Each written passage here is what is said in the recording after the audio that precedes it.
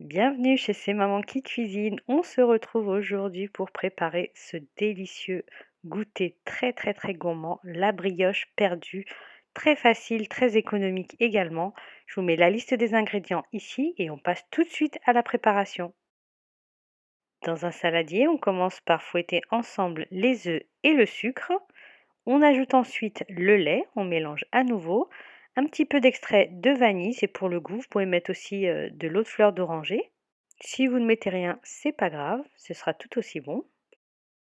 Ensuite, nous allons trancher notre brioche. Donc j'ai ici un pain brioché de la veille de chez mon boulanger. Donc il est vendu moins cher parce qu'il est de la veille et je l'utilise à peu près 2 jours après. Donc comme ça, il est encore plus facile à découper. Je fais des tranches d'environ 2 cm d'épaisseur pour plus de gourmandise bien sûr. Et ensuite, je plonge chaque tranche de brioche dans le mélange précédent. Donc on les laisse quelques secondes sur une face et puis sur une autre, que ça imbibe bien notre brioche.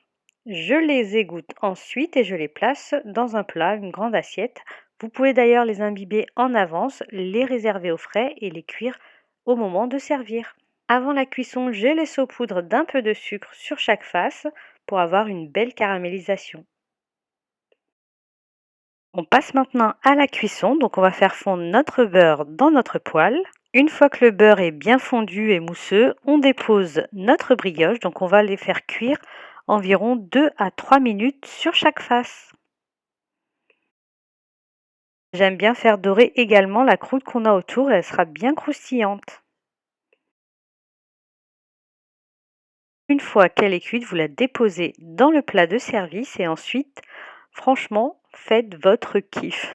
Donc ce jour-là, j'ai mis de la pâte à tartiner avec de la glace vanille, mais vous pouvez bien sûr faire comme vous voulez, un peu plus sain, on va dire, et équilibré avec des fruits par exemple, du sirop d'érable, du caramel beurre salé, des pommes caramélisées, de la crème de marron, enfin bref, faites-vous plaisir. C'est un goûter gourmand, c'est pas comme si on en mangeait tous les jours, donc faites-vous plaisir.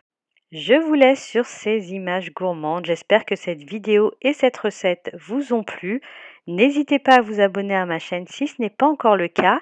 N'hésitez pas à me rejoindre sur Instagram et m'envoyer vos retours si vous testez l'une de mes recettes. Je me ferai un plaisir de partager. Je vous dis à très bientôt pour de nouvelles recettes.